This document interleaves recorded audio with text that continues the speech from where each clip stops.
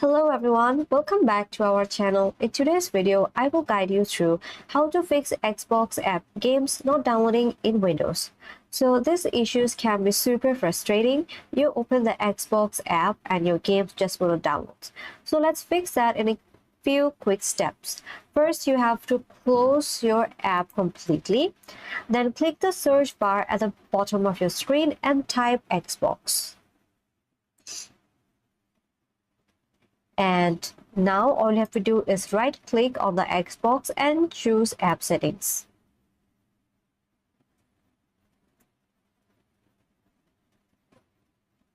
Now once you're in the app settings, scroll down to the bottom and find the options called terminate and click it.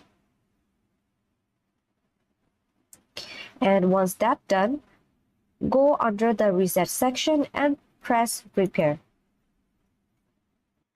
And now that's done, click reset and confirm when it asks. And when that finished, just close the window and reopen your Xbox. So I'm going to reopen my Xbox.